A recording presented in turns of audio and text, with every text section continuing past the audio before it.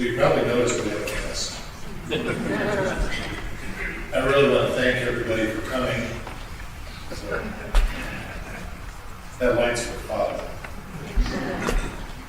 No, I want to thank everybody for coming, and as I said, I want to thank Father Ripperger for being here. It's such an honor to have him. I'm going to repeat a little bit of what I said in Mass tonight, but Father Ripperger has been a friend and mentor of mine for some time in the deliverance and exorcism world. He's a great theologian, a philosopher. He's an author. He's written a number of books. I have a number of them. One of them is his book on psychology that's this big. It's the intro to psychology. So it's really good. And then he's just come out here recently, one of them not quite out, his books on deliverance ministry, one for laity, one for priests. And just as a way, and he didn't ask for this, I asked to be able to do it, but he doesn't kind of want to have books back there in the marketplace. But if you want to, it's centradpress.com. You can buy anything you want there. It's SENTRAD press.com. Father, obviously, as most of you know, is a renowned exorcist. He's a trainer of exorcists, and that's how I mostly got to know him. There's a funny little story, I don't know if any people will really get this. One of the first times we had dinner was at a particular restaurant, and the waiter came up and he asked, what do you want to drink? And so we're ordering a bourbon or whatever. And I asked the waiter to list what they had, and he did, and he said, Angels Envy. I said, I'll have Angels Envy, and Father goes, really? So, anyway, you live and learn, right? Father is the founder of a society called the Catholic Society of the Most Sorrowful Mother. He is originally from Casper, Wyoming. He has multiple degrees.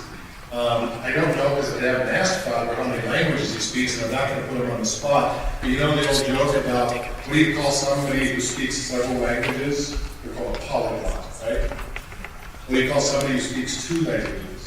Bilingual, right? What do you call somebody who speaks one language? American. So Father has 2 bachelor's degrees, 2 master's degrees, a doctorate in philosophy, and in his spare time he just pretty much eats bonbons and watches soap operas. So, but as I also said, and I mean this from the bottom of my heart, you know, you think about somebody who's, let's say, a parent of a middle schooler in sports, or maybe football or something, and maybe that parent used to play football back in the day or something. That parent, of course, knows everything there is to know about football, right? They're just that way sometimes. But then, if you look at a Peyton Manning or somebody that's like way up here, there's no pride in them whatsoever, right? You know, those are some of you know him. They're just kind and they're humble, and they don't have to be a big deal, right? They just are. Well, in the spiritual world, in the world of philosophy and theology and exorcism, that's the category I put Father Ripperger in. You know, there's those who think they're all holy and theological and smart and all that, and they want to kind of show it. And then there's Father. And the greater someone is, I think, the more humble they tend to be, and that certainly applies to Father. So with that, again, thank you for coming, Father. Thank you for being here. Father Chad Ripperger.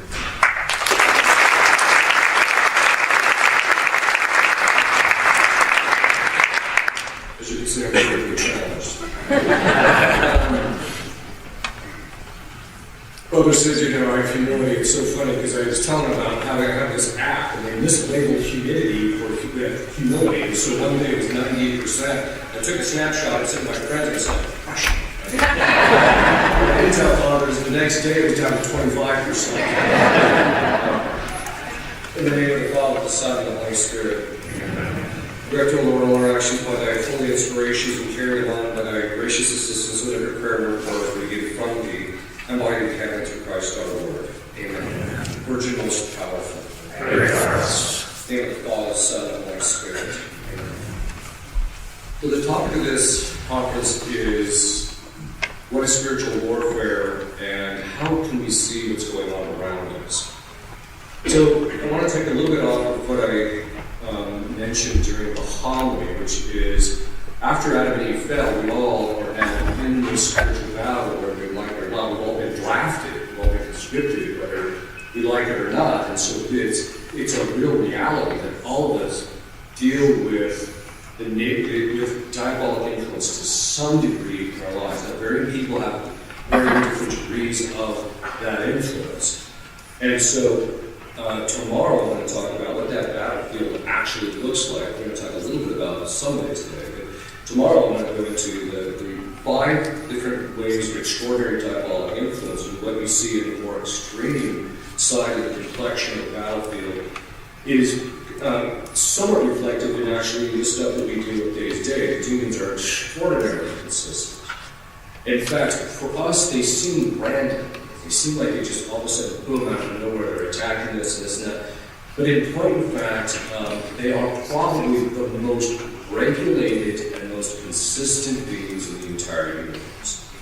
And it's interesting because you see this even in solemn session when you're doing exorcisms, that there comes a certain point where they don't always have to obey the exorcist, although most of the time they do. But whenever God tells them to do X, there is never, ever any question, there's never a fight, there's never a delay. They do it immediately.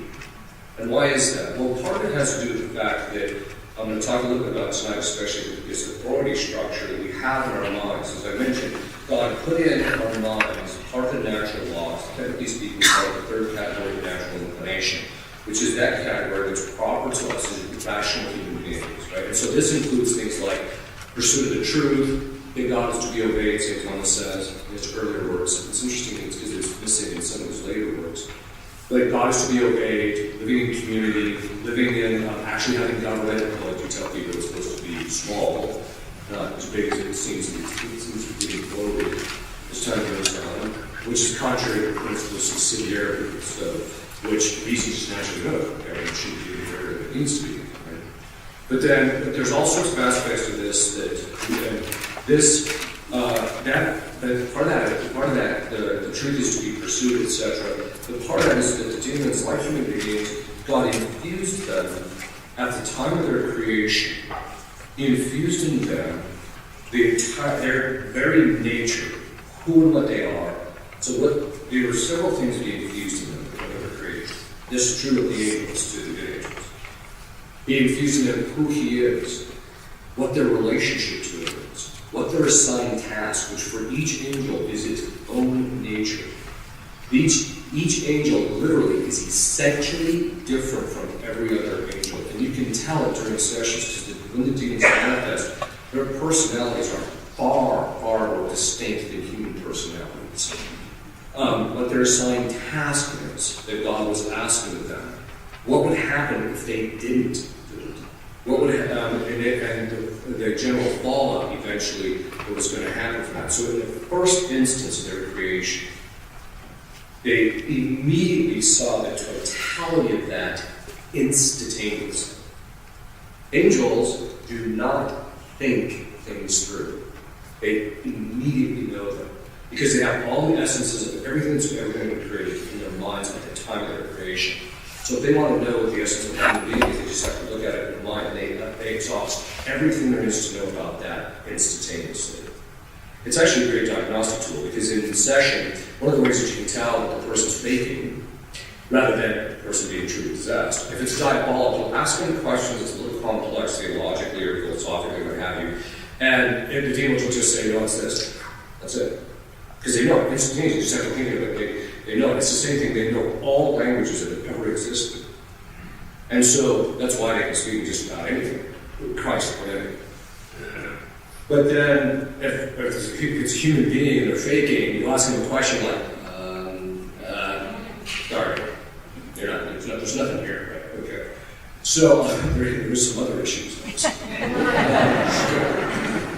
So when this was all created, there were these first 3 instances St. Thomas talks about, and after that there's a series. They're not in time, and what's called the age, which is it's not a measurement. The definition of time is the measurement of motion of a physical thing which has a beginning and an end, right? Because we know that God created the world at a certain point, and time is going to end. Then there's what they call the David, and that's a series of events that occur in the minds and in the wills of the angels, and also now those in heaven and those in purgatory. So there's a series of events that happen.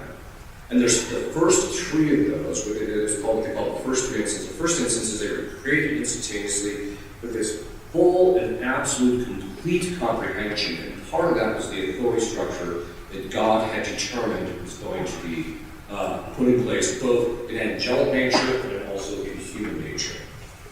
So, and that we personally, as human beings, know what that structure is by the natural law. That's why the church calls itself the expert in human nature, the natural law. Before John Paul II spent a lot of time talking about the natural law. In fact, he said probably one of the most important things theologically, and it was kind of a blip on most people's radar, but he said the church takes the Thomistic teaching of the natural law as its own. Into its own.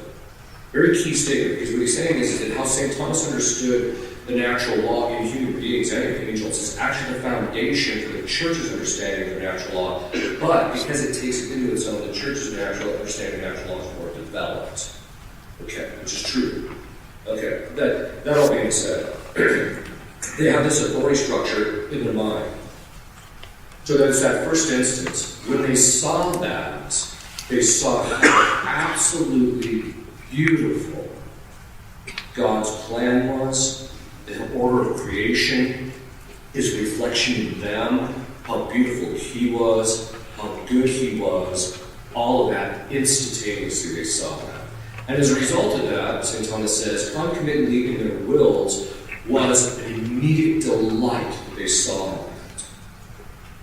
This is one of the things that you can actually begin of in session.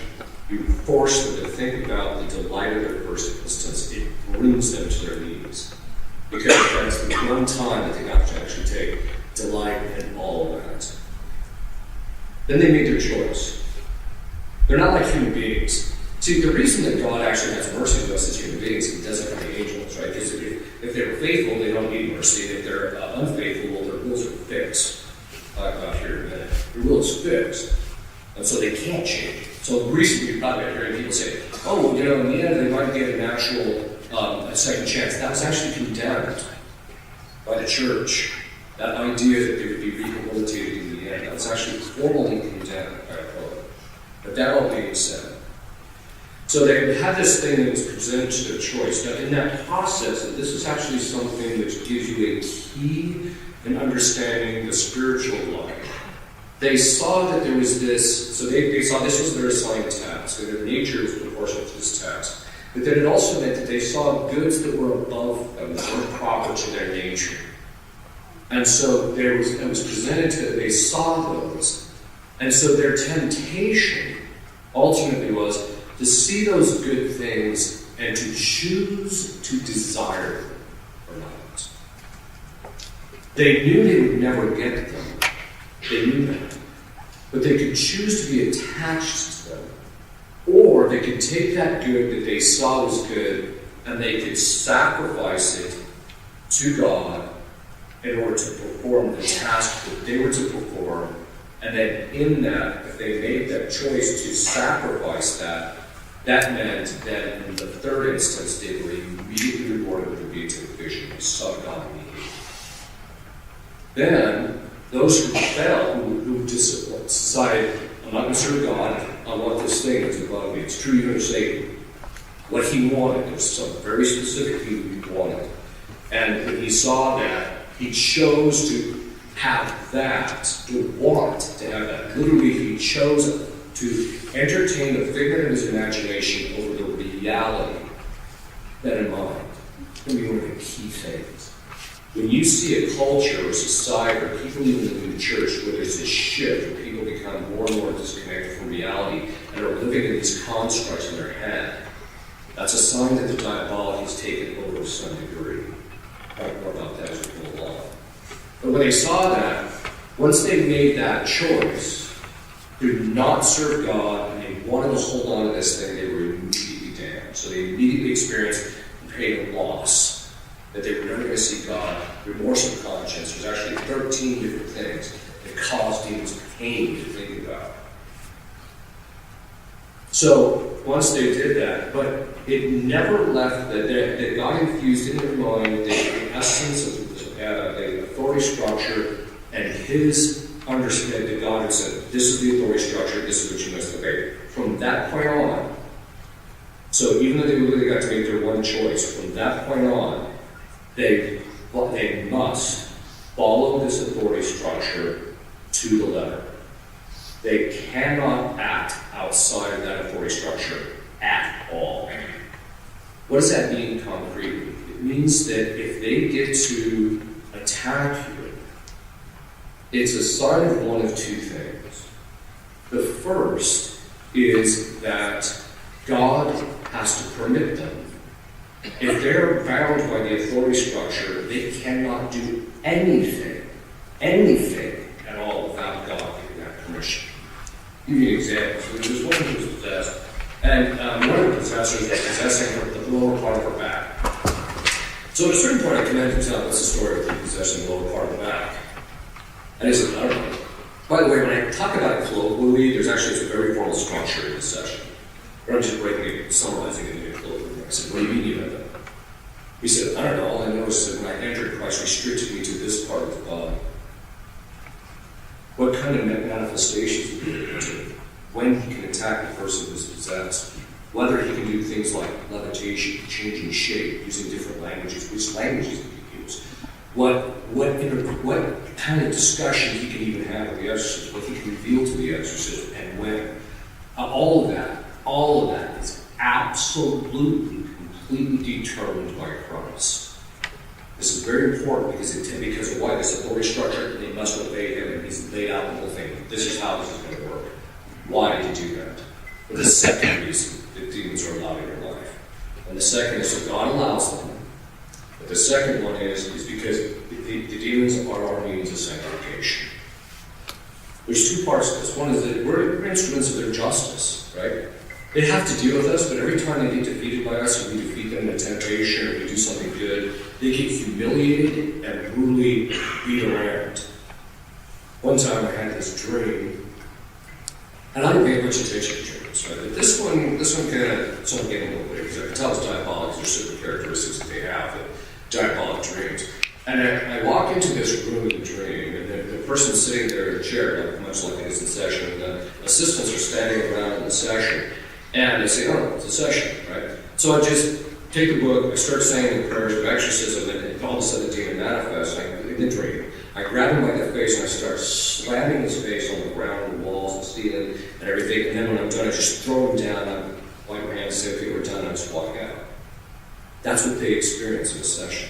That's the brutality of it. You don't see that much of it, but there's a brutality that they experience in that. But they're completely controlled. Why? Because we are their instruments of their justice. God lets them get involved in holy people's lives precisely so that they get humiliated. In fact, Satan even said to me one time that God the Father goes out of his way to set him up to get humiliated. And this is a key thing to keep in mind.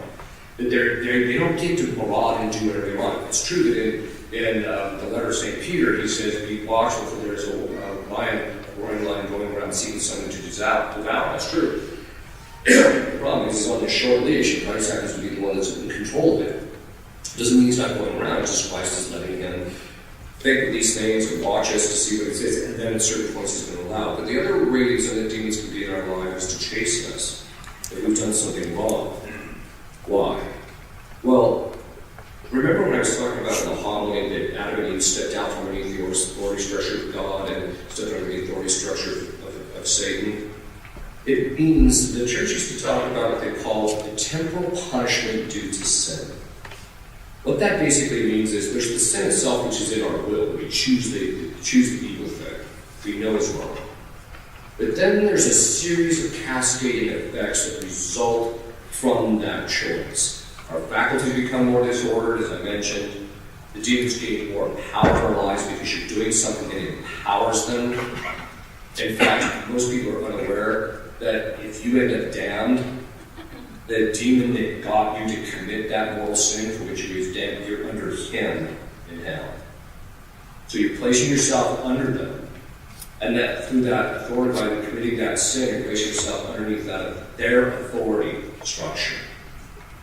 And obviously they do not rule, they rule like tyrants. But you're placing yourself underneath that, and so as a result, these are things you're going to have to do, you're going to back out from underneath it. And every mortal sin, and every venial sin, you place yourself under them to some degree. Now, mortal sin is a different kind of an animal.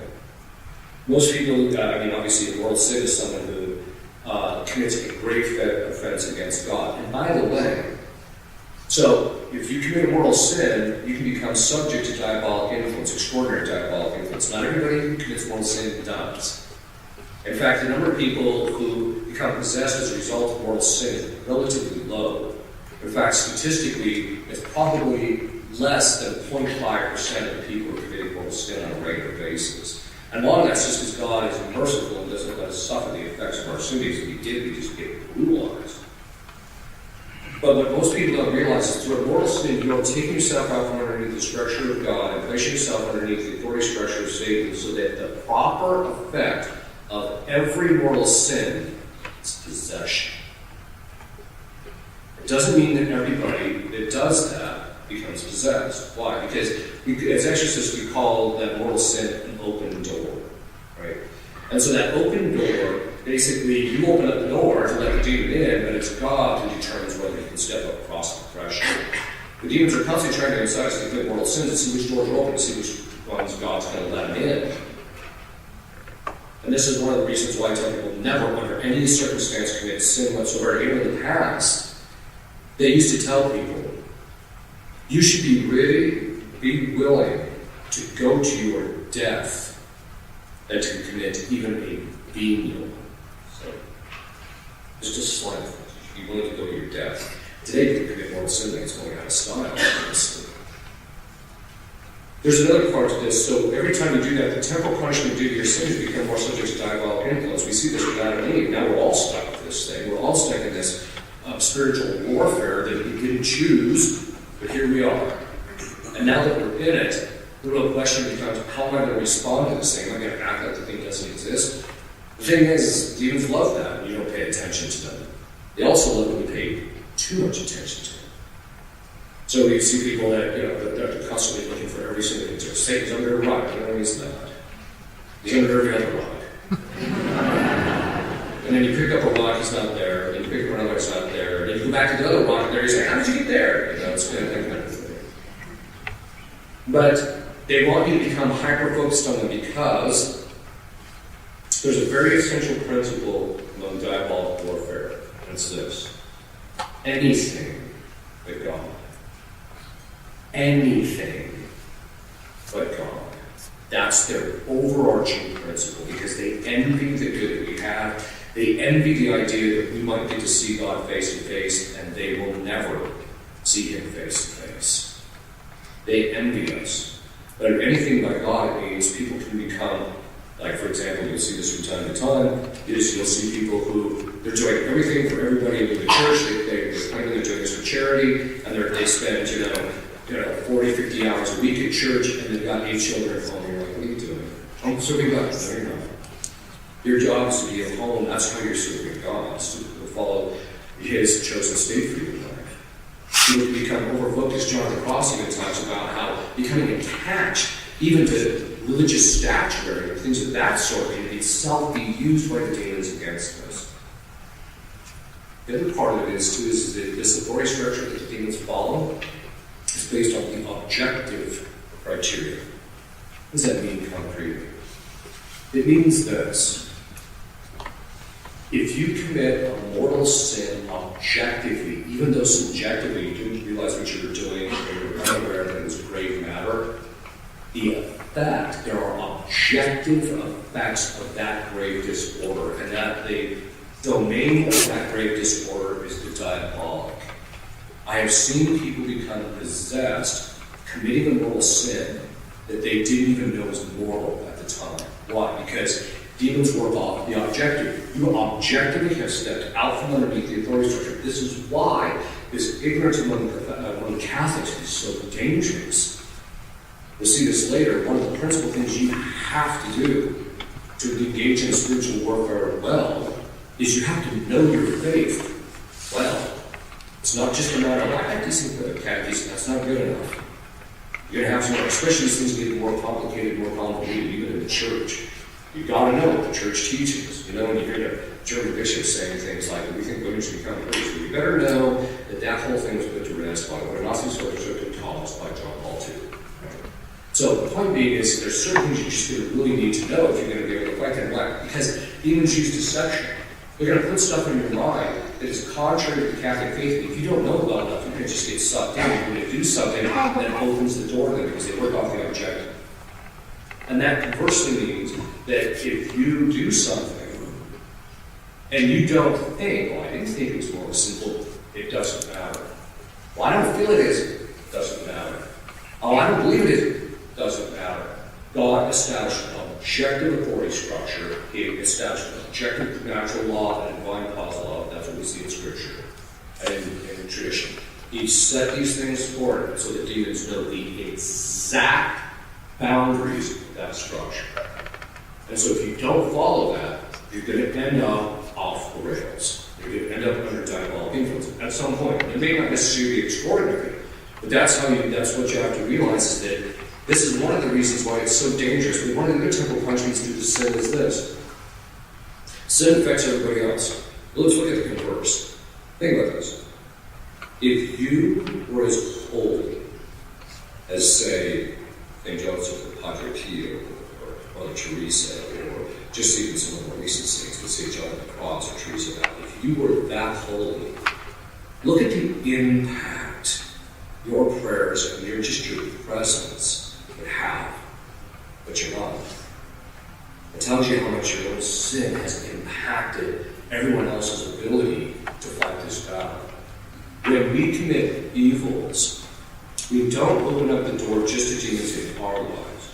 If you're part of this authority structure, for example, a father, you open up the demons getting into your home, and it starts affecting your children. We call this generations, which gets passed from generation to generation. You also open it, you just give demons more access to the world in general. So now everyone's got to be dealing with this. And the more evil the people become, the harder it is for everyone else to lead just basic, decent lives. I'll give you an example. One of the things that we've known as exorcists for about the last 10 to 12 years is something that a phenomenon that we had never seen historically to our knowledge. Historically, Satanists and witches never had anything to do with each other. They hated each other. They didn't even like each other. And they almost considered themselves, they're doing one thing, but they're doing another, whatever they're doing, we don't really care, right? And you have to remember, for example, there's forms of witchcraft that have been, even Satanism, that have been in generational lines of families for 300 to 400 years. These people, these witches, and some of these Satanists, are so knowledgeable about how is the diabolic, the angelic structure of grace, how all the supernatural mechanism works. They understand it almost on the same level that I do.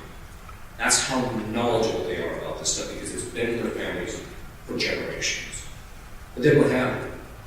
About 10 to 12 years ago, the Satanists and the witches started talking with each other, and they have become a highly organized. I want to be clear. The people that are at the top of the heap in witchcraft and in Satanism, you will never know who they are. Never. They can be the people sitting next to you in the pew. They can be the judge. They can be the policeman who has an outstanding record. They can be in all positions, doctors, lawyers, the whole thing. They can be in positions that are very respected, and you would never know it. Why? Because they're doing things that are capital crimes, that's why. And it's a cult, it's hidden specifically. But they've all become, and so these people have become highly organized. The people that you see, like the hacks, I don't know if you recall, there's this guy in Oklahoma City who had stolen a host. Right? He managed to get a host. He touted himself as a Satanist and all this, and he was out there. And I said, well, first of all, everybody just start ignoring the guy because he's just doing this to get attention. The second thing is he's a hack. He's a low-level Satanist. These really high-level Satanists are doing things that they could know. They could get the cat, they could get put to death for by any just government. So they just nobody even knows this stuff. People have had Satanists in families for generations, and the children don't even know sometimes. That's how hidden this stuff is. There's other ways to ferret them out, but this is the point which I'm going to talk about here in a minute. This is one of the things that you'll actually see. That they become highly organized. And what we've discovered is they've been systematically cursing and doing rituals against the individual priests in their neighborhood, the bishops, the pope, the cardinals, all of them. They've been cursing these people. They've also been doing it systematically against government leaders that are on the side of the good and want the right things to be done. We also found out about 6 to 8 months ago that they've done something, we're not sure what it is, they've done something to empower the demons to start brutally attacking good Catholic families that were not being attacked. And this is something that, my whole point is not to give you this scary news. My whole point is that this stuff is highlighted, this is the world that we live in. Part of the reason, too, that we know that the demons have become extraordinarily powerful, that's what I'm supposed to do, a decent Catholics, walk turn on the news channel, get that. But you don't even have to hardly see it. But I'll give you a couple of examples that give you an idea of it. So in exorcism, we have what we call the primary signs of possession, which we'll talk about on Monday, or tomorrow. Those are the primary signs of possession. But then we have what we call the secondary signs of possession. And these are signs that you can see them, they don't necessarily indicate that the person's possessed, but everybody who's possessed often has these. And one of them is mendacity, lying, constant lying. One time I actually had a 3-day session with Satan. One of the few cases I actually thought was telling the truth. 3 days. Beat the guy brutally for 3 days. It literally would have been done if he would just told me the truth, but he didn't for 3 days. He lied to me for 3 straight days. This gives you how bent they are against the truth. The fact that in our culture, you turn on the television and they have been systematically lying to us about certain things for the last 2 years. I'm not going into it. We all know what it is. They've been lying to us over and over again. That there's going to be stacking bodies in the streets. There's this is the worst thing that's ever hit humanity. Blah, blah, blah, blah, blah, blah, blah. Showing us pictures of overcrowded hospitals. You find out they were actually in Italy, not in the United States. Or the fact that they were doing, you just go down the whole list of this, right? And they kept lying to us. In fact, right now, I don't even know what's really going on in the Ukraine and in Russia. I don't know what's going on there. You can't get any reliable information. You actually have people in the news media saying, you are not to do the thinking. They've said this, actually out loud, on public air, saying it's our place to determine what you think. They don't want you looking at the truth. They don't want you looking at stuff. The systemic lying, and from our government, the constant lying, it's just after a while, one of my recommendations, if you want to really get yourself immune to diabolic influence, stop listening to them. When I grew up, there's a thing called integrity. Integrity meant that you never did anything that would be against virtue. Because if you did, if you lied to somebody once, that's it. You didn't trust them.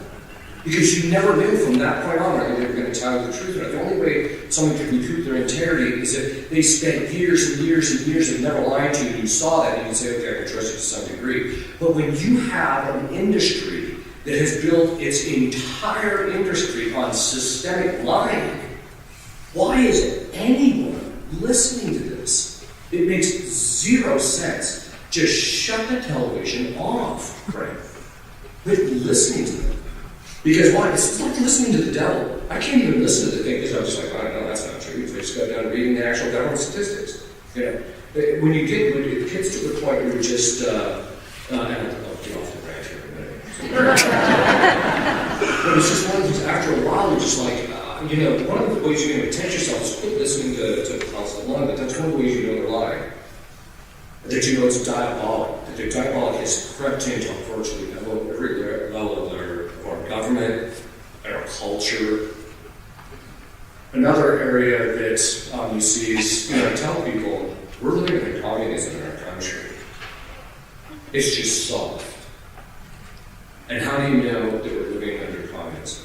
there's three ways that you know it. Every single communist country has always seen these three things in every single case. The first is a deleterious effect on the material quality of life of the citizen. We're seeing it with some of these shelves in the store, supply chain problems. That's actually the reason why my vote for the priest is now dead, because literally the printers are held to such rigorous standards from paper producers because they can't get paper produced soon enough that the printers have to indicate to the paper suppliers what the book they're printing and how many pages it is, and that's exactly the amount of paper they're giving these people. We're going to see this, and the supply chain issues, we're all watching on TV as they're trading coming down the track. This is not looking good, right? Yeah. Even the government's sitting there, there's going to be food supply problems. And they act like this is just normal. No, this is not normal. This is a sign of communism. They do this in every place. There's people that were friends of mine, nuns, very holy nuns. They were from Poland. And they said, one of the things you always see about communist countries is that the food shelves will be bare, but the liquor shelves are completely packed. Right? And they do that to bring people down. The second thing you always see is loss of religious freedom for the Catholic Church. The third is death. There has never been a communist regime that took over a country for any length of time in which a sizable portion of their citizenry was not dead before it was all said. Okay. So, we know we're living under soft communism because they're lying to us and they're basically constantly trying to manipulate us. But there's another sign too. And by the way, if you want to see how diabolic psychology lines out perfectly with communist psychology, you can just watch a series on YouTube talking about this is how demons think. And it's perfectly mirrored in communist thinking. It's a little bit more hidden to us. But another way that you can actually tell, and this is one of the signs that we know that the battlefield that we're dealing with is that we're really in a battlefield. And it's not just politics. This is a sign that what's going on in politics is diabolic. Well, first of all, just the fact that we've been fighting to get rid of abortion, and every little inch on that has just been a brutal battle to accomplish, tells you there's something diabolic about it. But one of the principal things that you'll see about the demons is what's called malice. Now, malice, St. Thomas defines as the choosing of the lesser good, in which the lesser good is actually evil. So, this is something that, we're not talking about the fact that you can choose between white car or black car, so you can choose black car. We're not talking about that. That's not choosing among goods. That's not malice. Malice is when something is really evil, but there's some good thing that you want to get out of it, so you choose that good thing even though it's only apparent good, it's not truly good. In fact, the thing is actually really evil. Right? And so malice is when people choose lesser goods. And so we tend to think of malice as that people are just doing things that are evil. Well, that's true, but the evil is still being done under the aspect of good in their minds. But I'll give you an idea of how you know we're not dealing with just, incompetence, but we're actually dealing with malice. Let's just say, for the sake of argument, we elected a president who was a bumbling idiot. I'm not saying just hear me out. Just for the sake of argument. Let's just say we elect a president who's a bumbling idiot. That means that as a bumbling idiot, from time to time, he's going to bumble on the right thing to do, and as a result of that, you're going to get a mixed bag. Okay. I'm not talking about our current president, necessarily. But when you see in government, every single thing they do takes our country down another peg. Literally, everything they do, destroying the energy infrastructure so that we can't ultimately fight a war, taking our military out, making sure that all this wokeness and all this other nonsense is put out there. and constantly chiseling away at the fabric of our society, attacking the family, and constantly promoting abortion. Now some states are even talking about infanticide. Every single thing you do, literally everything they do, maximizes damage within their ability to do it. We are not talking just about the human element. This is diabolic. That's why I said in the homily, if you're seeing it mirrored if you're seeing what's going on in the geopolitical situation, that tells you that same problem is in the church away. How do we know this? Let's face it. Let's just be honest with ourselves. There are certain bishops, we know they are, who literally everything that comes out of their mouth is wrong. It's just contrary to the Catholic faith. Everything they do within their dioceses causes damage. They have no vocations. These guys send their seminarians to the worst seminaries instead of some of the best. These guys, everything they do maximizes the damage. By the way, you want to know how we know this? The pedophilia problem in the Catholic Church did not begin in the 1960s and 70s. It began in the 40s and 50s when they started letting these guys into the seminaries and didn't root them out.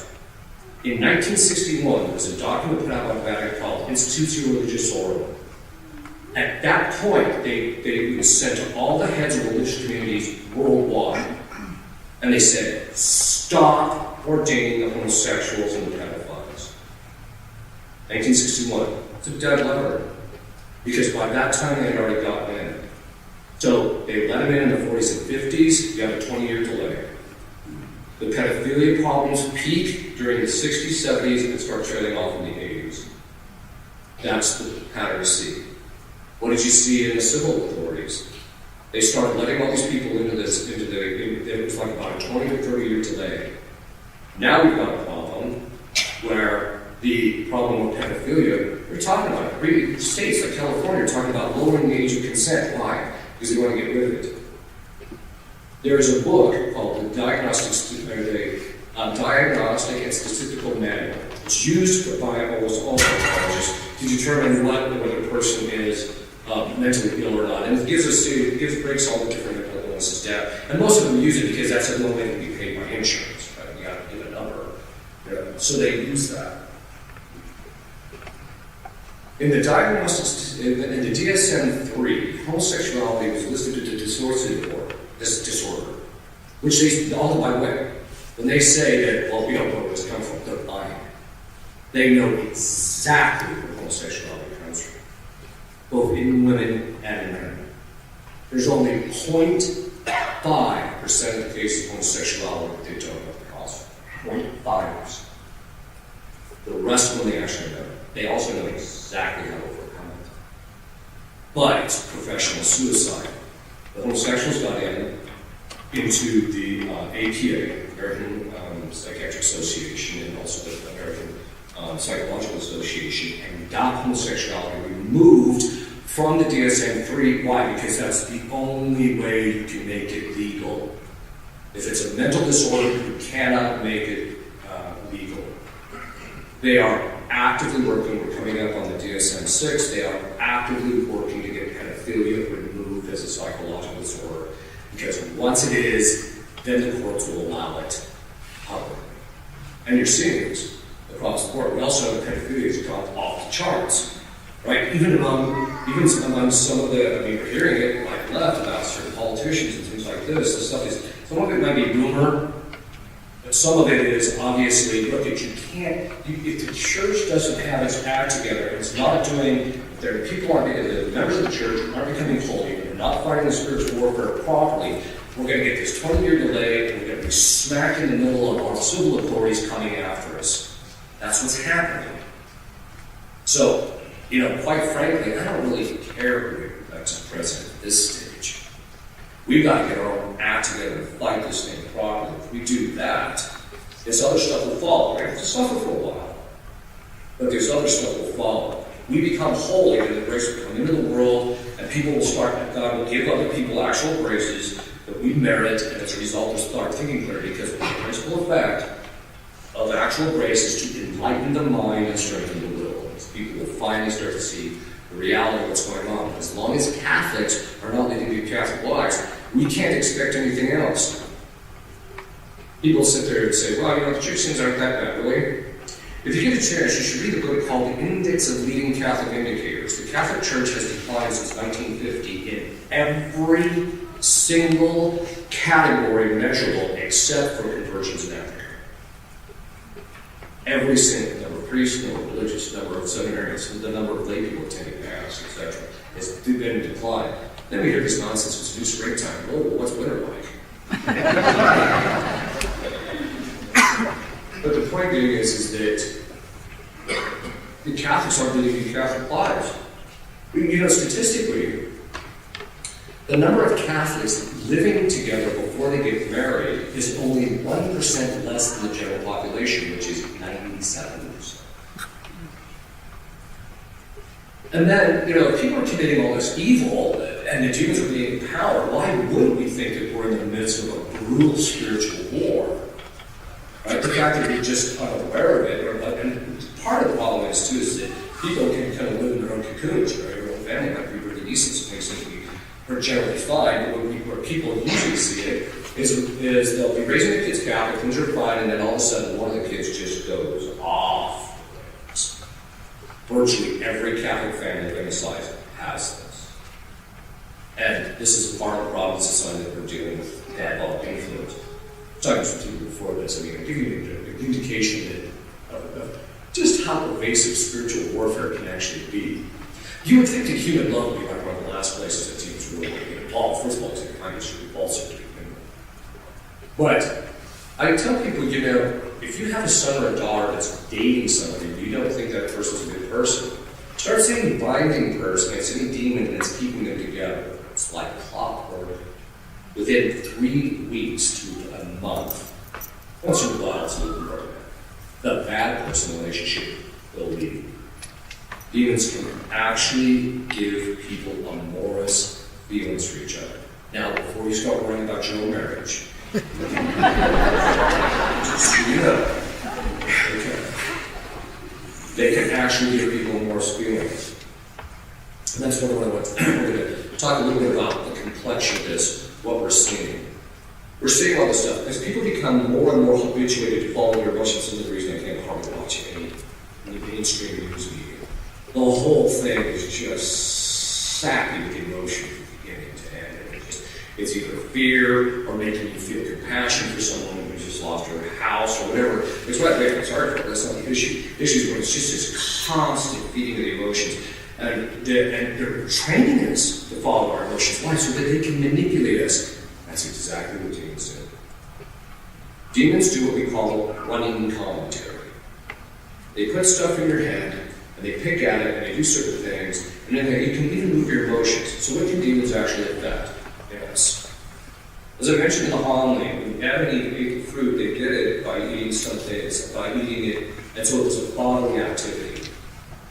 That meant that they sinned through their bodies, and that means their bodies became subject to diabolical influence. And because we are their children, so does all of ours. So if there's any material aspect of our being, and if that includes some of the faculties, which we'll talk about here in a minute, they can influence them and access them to them, God permitting. It's up to God to determine how much that is the case, in each case. And you have to understand that God adjusts temptations and diabolic influence based upon what the person can handle, but also the virtue that He wants you to achieve. How do we know this? Well, one thing is we know God really likes variety. How do we know that? All you got to do is look at all the different kinds of bugs. He likes a lot of different things. I mean, there's really millions of species of bugs, right? But He likes variety, and that means in heaven, there's only 2 people that have the absolute full plenitude of virtue in heaven. And that's Christ in His humanity and Our Lady. I won't go into it now, but I'll just mention this. Our Lady, in every single thing she ever did, every single thing she ever did, she always chose the most virtuous path, chose virtue. She was building virtue for her entire life, never committing sin to tear it down. That's why she's just at a completely different level than the rest of us. But the rest of us are going to have very different virtues by varying degrees, because God likes again the virtues adore our soul. So when you die, when you take the future, you're going to sanctifying grace, which is in your soul, and this level of virtue you have, that's what you take. And that is what makes your soul beautiful, is this indwelling of God in your soul and in all these different virtues. And so the virtue that you find probably the most difficult to achieve is actually the one that God's allowing the demons to tempt you in that area. It's actually the one He wants you to become perfect in. Why? Why does He let demons in our lives? He lets them in because, let's face it, all of us are pretty soft spiritually. And quite frankly, if demons weren't there tugging away and beating up on us, we'd all be soft spiritually. We'd have the same motivation. But when they drag us a certain way, or if we fall because of their insight, which by the way, not all temptation comes from demons, some of it comes from the flesh and the worlds too. But when they tempt us and then we fall, then we have to fight in our struggle, get back up on our feet. But then when we just endure the temptation, fight the temptation, do the virtuous thing, and call on God and rely on Him for confidence, we start building a level of virtue that you would never attain if demons weren't affecting us. One of the key things to remember is that demons are allowed in our lives, primarily. So the saints do talk about, like St. Alphonsus of Liguori, that sometimes in a secondary way, sometimes God will allow them in people's lives specifically to punish them, to say, well, if this is what you want, there you go. But in most people's lives, He allows the demons in their lives not to punish them, but in order to make them virtuous. The demons are actually the instruments of our sanctification.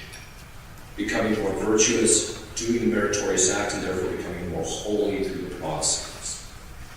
And how much the demons are in your life is generally proportionate, either to your sin, or to how much grace God wants you to have. You know, one of the ways you notice this, have you ever seen these Catholic families that are extraordinarily solid in belief in what the Catholic Church teaches, and they're very devout, but they're just brutalized. They suffer from all these things. Well, there's one. God's calling them to a level of sanctity that He's probably not calling other people. The degree that God allows demons into your life is sometimes the same degree that He wants you to achieve in sanctity. People who are possessed very often go through what we call something very similar. John the Cross calls it the dark night of the senses and the dark night of the soul, where the demons are battling with them interiorly to such a degree that the intensity is so brutal that the suffering is at such a level it's like going through a passive purgation, which is the first stage in the process of becoming a saint. So they come out the other end, and if they battle it well, these are some of the most holy people I've ever met. You can be fully possessed. I'm going to rephrase that. You can be possessed, because full possession is another matter. You can be possessed and still be in a state of grace. There are saints that are possessed. And so that because possession is in the body, demons afflict us in the body, sanctity is in the soul. And so that's why they can coexist with each other. And of course it drives the demons nuts. They just tell them in session. I do this all the time. I force them to admit to the person that they're possessing, who's fighting the battle well, that the demons themselves are becoming an instrument of this person's sanctification, becoming holy through it. And that they're actually gaining a higher place in heaven because of your involvement in their lives, aren't you? And they're like, they hate it. And they'll say, yes, it's true. So, that's why God allows them into our lives. But it doesn't mean that we should sit there and just say, oh, well, then I'll just let them be. No. Our jobs are also we're the instrument of justice to these guys, so they deserve beating. I'll give you an idea of how much they even know they deserve beating. So one time I had the new devil guy, he's a real guy. Mentioned his whole name. And he's actually very fascinating because as soon as I found out who he was, I started researching the New Devil and the laws of the church. And they started giving me a description of this guy. So I go into the next session and I said, well, his wife was there, and I started describing, well, this is the guy that possessed you, and afterwards her mouth was hanging down. I said, well, okay, let's go about that. That's a perfect description of who is possessed. That tells you something, which we'll talk about here in a minute. It's called psychological compatibility. Demons spend an enormous amount of time trying to make you into their image. Okay. But, so I find out, by the way, he's also the demon that this is what the fathers say. So when you hear these modern psychologists say, oh, we discovered this thing called midlife crisis. Sorry, you got beat by almost 2,000 years. The fathers of the church refer to the noonday devil as the demon of the midlife crisis. He's also the demon of sloth. Everybody who goes through midlife crisis is because there's some type of spiritual lack of discipline somewhere. Okay. So, this psychological compatibility. First, let's back up. So, demons have access to the following faculties. They have access to your imagination, so you this up your imagination. They have access to your memory. Anything you've ever seen can be taken out, either in part or in full, and put back in your memory by them. This is why I tell people never, ever, under any circumstance whatsoever, ever look at pornography. The minute it's there, for the rest of your life, it's a minefield for you. They can use against you. Any sin is the same. So, the point being is that your memory, they can take bits and pieces of memory. They can also, we're not going to go into the whole psychology. You got to buy my book for that. But they can also affect this thing called the cogitative power. It's part of the brain that has the ability to make associations, right? And so our entire advertising industry is based on it, right? So they'll put this pancake black woman next to the beer, right? So the guy thinks, oh, I drink beer, okay, woman, right? So it's that kind of associations that they're building up, which, by the way, you can watch my thing on brainwashing. That ability to make associations and also to disassociate that this thing is like this, or this thing's connected with this, or this thing is not like this, they have been doing it systematically to us for the last 2 years. If you look at the 3 stages of brainwashing, our country just got going to the 3rd stage. Okay. So that being said, the demons can affect this cogitative power. The cogitative power has the ability to make associations. It also has the ability to make assessments of something's good or bad purely on a physical level. So, for example, if somebody comes up to me and says, Father, I have the best chocolate you will ever eat. Like, okay, that's good as world. And now, mind you, I've eaten some of the top chocolate in Switzerland and in Belgium. So I know a good chocolate. Then they bring me a Hershey bar. And I started going, this is okay, this thing is the best. Right. Because my cogitative power, I experience this, my senses, it gets into my imagination, my cogitative power goes back in my memory and compares it to this Belgian chocolate I have that was just off the charts. And I compare it and it says, no, this is not the best. Purely on a physical level. Right? But that assessment that this thing is either good or bad is why we have, as I mentioned before, antecedent emotion. What happens is when you have a bad experience, like an emotional experience in the past, that association, this bad thing, gets stored in memory, and then it gets brought back and merged with your image by the cogitative power, so it puts a perspective on the image before you even really had a chance to think about it. And the more it tells you more, the quicker this happens. Let me give you an example.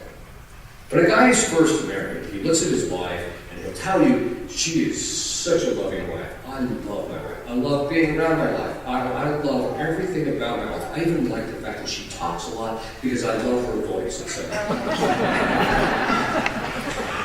By the way, I hope it's true. Okay. After 10 years and lots of memories,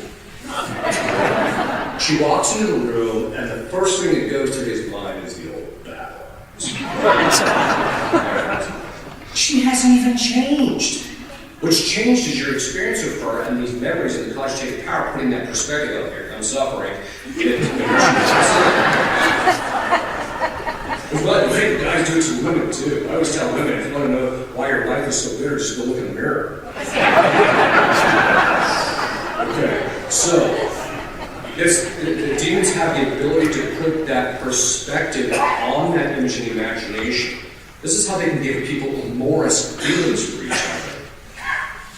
And that's why I said you got to pray to get these demons out of there. But the other side of it is that they can also, our emotions occur in our bodies, they can move our emotions at the same time. So they can put something in your image, your imagination, and it moves your emotions. And that's how they tempt people. they can put something in your, into your imagination. I tell people, dealing with demons is not that much different. When the internet first came out, forgive the analogy, but when the internet first came out, this was in 1995 that I can remember first taking a look at. There was this game online, and the game was this guy would walk into a bar, and there would be this woman sitting at the bar, and she was just ugly as sin. And your whole goal of the game was to win enough points to buy the beer to get to the point where she would start getting better looking after every beer. Okay. That's exactly how demons work with us. They can put the perspective on things that we would never possibly imagine that we would be attracted to that can make it attractive. I tell exorcists all the time when I'm training them, look, your first year as an exorcist, don't call me. Unless it's a question about your case. If it's because you're experiencing this, get in line. It's literally, they will test and probe every single depravity, inclination to sin, every disorder imaginable to the exorcist in the first couple of years to find out where is he at. And they do the same thing with other people too, right? They do just different ways. You have to remember too, the demons have been watching you since you were in the womb. They can simply look at your DNA and know what your disposition is, and therefore what your proclivities are, just by looking at your DNA. That's how knowledgeable they are about us. They also have been watching you, so they know the sins that you committed, they know what your tendencies are, and so that's why they just keep feeding those tendencies. And this is the complexion that we're dealing with. This is kind of the battlefield. But what do demons do? Demons test in a very specific way. We'll end with this and then go to the Q&A. Demons test in a very structured fashion. First of all, they've been watching this. They know when to come on strong, when not to come on strong. They know, for example, that the wife is likely to react negatively because she's been hurt her husband, and so she'll press those buttons whenever that happens to make her feel more hurt than she actually is, or contrary to his actual intentions, or vice versa. It can happen both ways. They can so when their structure that they're doing, what they're trying to build up is this. The primary weakness of every single demon is his sin. If you can find out, so if any case that protracts, one of the things we do is we beat out what we damned for. What was the sin? And you just ask what's your assigned task and you invert that. Because then what happens is, because they rejected God and rejected their assigned task, they actually do everything contrary to that task now. So for example, the demon Isis, yes, there is a demon named Isis, who's an Egyptian, he became idolized by the Egyptians. It's actually his sin is that he refused to accept the mercy that God would have for human beings. And why does God have mercy for us? Because we're dumb. We really are. They're not like, okay, still make this thing. And that's why it was the demons, they knew about it. There's no excuse. Whereas human beings are pretty clueless. Right? And we seem to be getting dumber by the day. But the point being is that the demons, their weakness is their sin. Because when they chose that, that's the thing they became attached to. And it's the thing that their will is locked in. The demons made a choice because they had absolutely perfect intellectual clarity of the choice that they had. When they made that choice of their will, they were all in. It was either all for God or it was all for themselves. And so they became perfectly locked in that thing. That their will became completely fixed. Human beings will become fixed too, but it's by degree over the course of time. So, what they do is because that's their weakness, it's hard for them to, but they also want to inspire people to commit that same kind of sin so that they get this replication, this imagery in other people. See, demons have this idea that there's a certain kind of glory that you get out of people being like them, right? Because the people in hell get to see that all the angels in hell, they see these other demons mimicking this and people becoming like that, and they think there's this kind of glory in it, right? But in point of fact, the demons will actually admit their shame. Oh, that's a topic for another time. But they're weak in relationship because they can't think outside that box. But what they do is they start tempting you in that area. If they find any resistance, it's hard for them to fight that, right?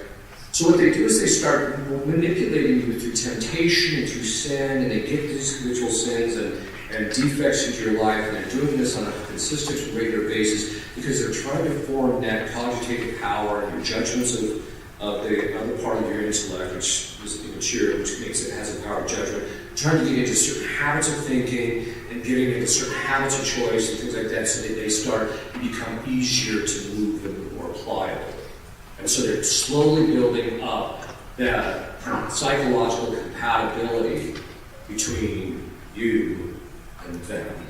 They want to make you into little images of themselves, even in your own patterns of thinking. This is why, even in marriage, I don't care how evil your spouse is, you have to start looking at it from a different point of view. Otherwise, the demons are just going to take you and your marriage to hell. Point being in all of this is that that's one of the principal ways that you can see in your own self that this is a spiritual battle. If there's any habitual part of your spiritual life that is a defect, or that you fall into venial sin and type of that means you have psychological compatibility with some demon that inspires that. You don't want that. It sounds kind of repulsive, frankly, to be in league with the demon, so to speak. But they're doing this in relationship to the person's psychological compatibility. Now I'll end with this. In possession, if the case protracts for any length of time, there's 6 stages of liberation. You can actually tell where the person is in those stages of liberation, getting close to liberation, by how much psychological separation you get from the demon.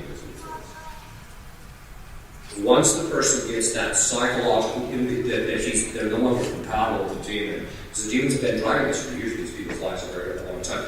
Once they gain that psychological compatibility, separation, liberation is fairly close behind. But until then, they're not going to get liberated.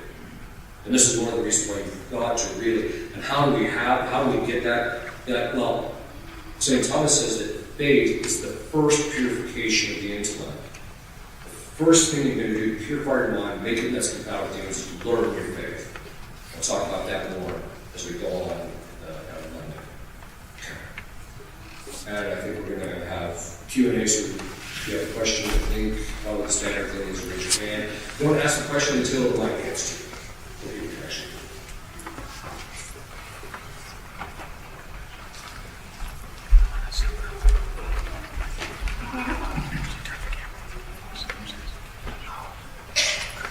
Have you found that Harry Potter has been an opening for the demonic in people's lives?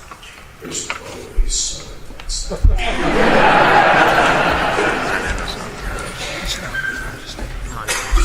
What I'm going to tell you is not my opinion. I'll give you my opinion at the end. What I'm about to relate to you is an experience. Mine and other exorcists. I want you to understand this is not an opinion of mine. This is what other exorcists have experienced. I knew a woman who became possessed with 5 demons who claimed that they inspired J.K. Rowling to write Harry Potter, and with how they got in, she, contrary to our recommendation, allowed her children just to watch Harry Potter. One of the exorcists, who was probably one of the best worldwide until his health got he couldn't continue it, had to exorcise 3 children just for reading Harry Potter. Bonafide, which isn't bonafide, I guess, say that the actual spells in there are real. Now, people have tried to debunk that, but I'm sorry, but this is yeah, I'm not looking at it. If she's a witch, I'm gonna take her word for it, right? The second component, so there's that. The second component is, in the books of Harry Potter, is a complete violation. It's called the principle of the integral good, which basically means this. In order for an action to be morally good, the end, that is your intention, what you're doing, and the circumstances in which you do it, must all be good. If any one of those is bad, the whole act is rendered bad. This is the principle upon which we reject the idea that the ends justify the means. The ends justify the means is the total theme through all of Harry Potter's writings. That being said, I've seen a lot of collateral damage. Another observation that exorcists have noticed. If I were to say to everybody, maybe we should really wait until people get to college before they read the book Catcher in the Rye, because there's some stuff in there that really people need to be over in order to process. Most people would sit down and have a reasonable discussion with you. The minute you mention, maybe your kid should be reading Harry Potter, the visceral attack you get is completely disproportionate to this thing. You know why I have trifocals? I went through a program in college where we had to read a book per week per class. I had 5 classes. I've read a boatload of literature, and I can tell you right now, Harry Potter is some of the poorest literature out there. To read the fact that this thing has a meteoric rise is baffling because it's some of the poorest written literature I've ever read. And I had to do it to review it for this stuff. Okay. So, now my opinion.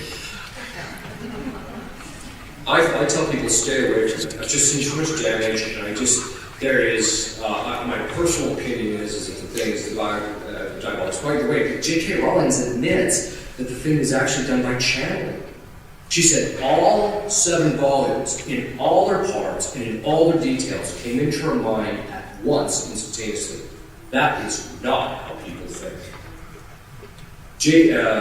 Tolkien took 30 years to write The Hobbit and the Lord of the Rings series. 30 years of development to produce that. You don't come up with everything all at once. That's what demons do. That's how demons give people information. Okay, so that's just my opinion. I tell people stay away from it. Get it out of your house. If you got it in your house, get it out. As you can see, I'm really hot in Harry Potter. Yes.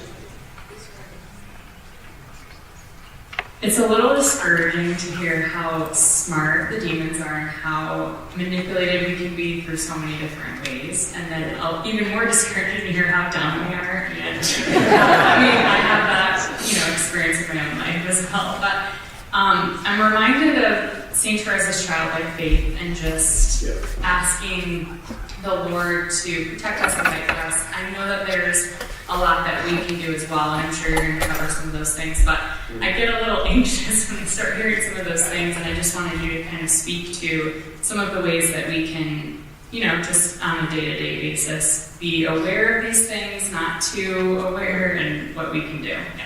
Yeah, actually, that's a really good point. My intention is not to depress everybody.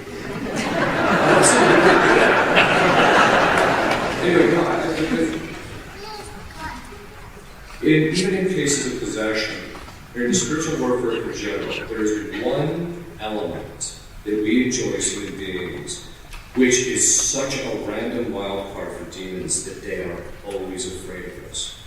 It's grace, actual grace. Christ will give people graces to see, because again, it lightens the mind and strengthens will. When they see, and in fact, there's times when we can probe in graces. They can actually tell by watching somebody long enough if they have graces of vocation, a priesthood or something. And that's why a lot of times those people go off the rails. But it's grace. It's depending on grace primarily. It's our Catholic faith too, but it's the grace that is the unknown factor. Even during the session when you're doing exorcisms, at points you'll just all of a sudden get this inspiration. I need to ask about this. And you'll ask about it, all of a sudden they look at you like, they have been hiding it. Demons have been hiding. Like I get this one case that's been going on for a time. They've been hiding this one thing that was so obvious. I tell people to look at it. I'm pretty slow on the uptake, really. Because if it takes me 14 years to ask a particular question that I should have asked 13 years ago, I'm pretty thick, frankly. But that's how we all are in spiritual life. Right? In the spiritual battle, we're all pretty dumb, frankly. But it's grace. I got this grace to see, I didn't ask about this last time. Boom, I'm off the case. It's the same thing in our own spiritual lives. God, if we rely on grace, and this is the key thing. One of the principal ways to fight spiritual warfare is absolute absolute fidelity to grace. When God gives you an actual grace, you follow it. He gives you grace to go pray, you follow it. If He gives you grace to fly or do whatever things, you follow it. And you keep leading your life going from grace to grace, as they say, St. Paul said. But this is the thing, you want to make sure that you're absolutely faithful to grace. And if you do that, the demons are far more afraid of you than they are of them. Yeah, demons know what done. And they teach you what you've done in session. It's okay. I admit I've done it. There's one woman, this is one of the most fantastic ones. The demons hated this woman so bad, they would never use her name. They were just referred to as that stupid woman, right? So at one point, they talked to her, they referred to her, they said, "You're that stupid woman." And she turned to them and like, "This is Grace Doctor. This is Grace Doctor, right here." She turned to them and she said, "I might be stupid, but at least I'm not foolish." Shut up. They left her alone for a couple of days. Right? The point being is that God can give us the grace to do just the right thing at the right time, so it's that absolute fidelity to grace. Plus, there's a whole series of things that we can do to keep ourselves protected. And the good news is, we don't have to be geniuses in this life or like spiritual warfare. I tell people I have 6 academic degrees. It's so hilarious that my parents are kind of like, "Can you do something in your life or something?" But I have 6 academic degrees, and there has not been a single case I've ever solved with anything I've learned academic. It's always been through grace. And people say, "Father, you're an expert on exorcism." There's no such thing. Yes, it's true that I've studied the patterns, I've studied the authors throughout history, I've done a lot of research, I've written books on the thing, and I tell people these are the set of parameters that the church has always taught, and this is how exorcists stay within the parameters, etc. That's true, that I can give you that, but every time I walk into a new case, I know nothing about it, other than there's these set of parameters that I operate within, because this is what the church has always told me to do, and I stay in my lane, and then I'm safe. So when you get outside your lane, that's when the trouble starts. I just do what I'm supposed to do, and then at a certain point, I walk into the case. I don't know who the demons are necessarily. I don't know how they got in. I don't know what's going to get them out a lot of times. I don't know all sorts of dynamics. In fact, what happens is it's kind of an interesting thing in possession when you first start doing the exorcisms, and the demon manifests preternaturally, which we'll talk about what that means. It manifests. That is a key time because they're going to be blabbing, they're going to be singing like a canary. They're going to tell you all sorts of stuff. And you're not going to understand any of it. But as the case starts to grind to law, what happens is, especially when you get to the last stage, stage 5 or 4, it's called the ascension phase. When you get into that phase, all these things they've been telling you for years, this case start to coalesce. It's like the demon's like, "Oh, you want to know?" And then he throws you this puzzle that breaks out into 1,000 pieces. You look like, "I don't know what I'm looking at." But you start putting it together over the course of time. By the time you get done, it all comes together, right? The point I'm drawing out is that in every case, that's what I experience. I don't know. I mean, okay, so I know certain things theologically and philosophically, but I don't know what's going on in the case. So every single case is new. Every single case is stuff there's stuff you discover about demons. Oh yeah, secret. How do you even come up with that? That's what you think to yourself. But the point being is that you don't have to be a genius. You just have to be leading a good Catholic faith and living a life according to grace and virtue, with grace especially. Being faithful to grace. And that demons will fear you. When you step into the, you see in Hollywood, they always show these, the exorcist gets in there and he's all famous. It's the exact opposite. In fact, I always tell people, Tony Ripperger say this all the time. When you step into, especially if you're an experienced exorcist, the demons know that you know what they're doing. When you're first in an exorcist, they're like little kids testing the code, you can see what you can do. Right?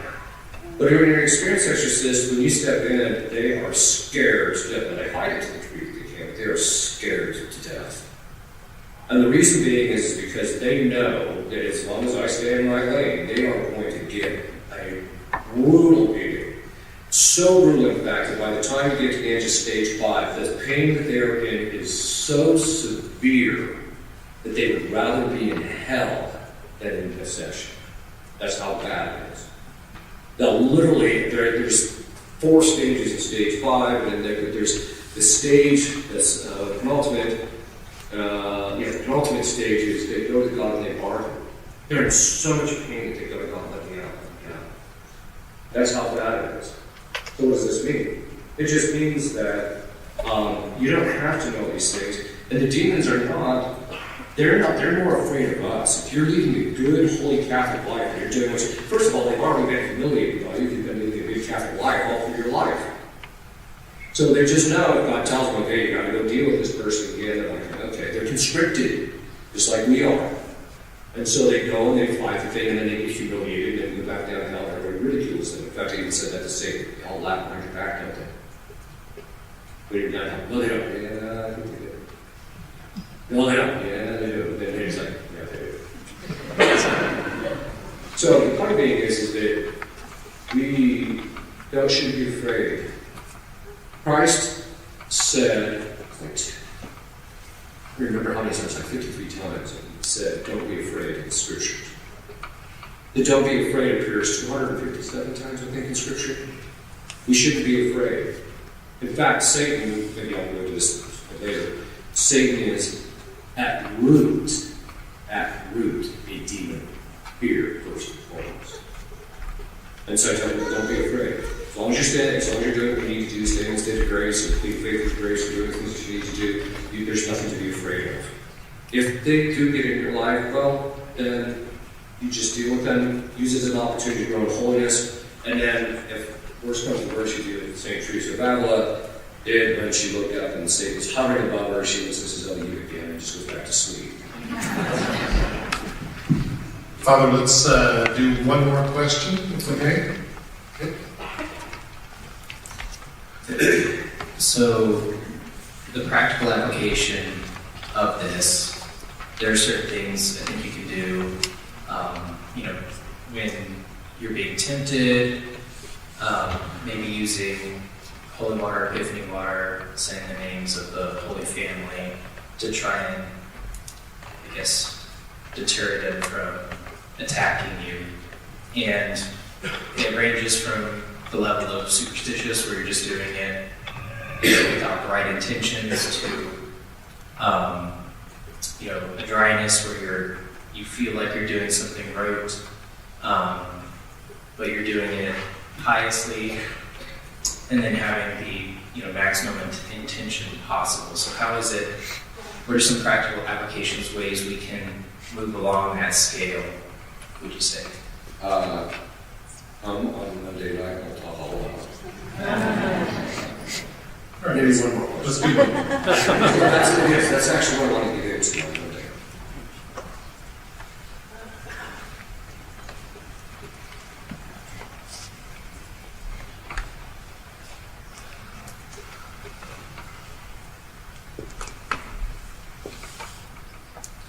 Father, with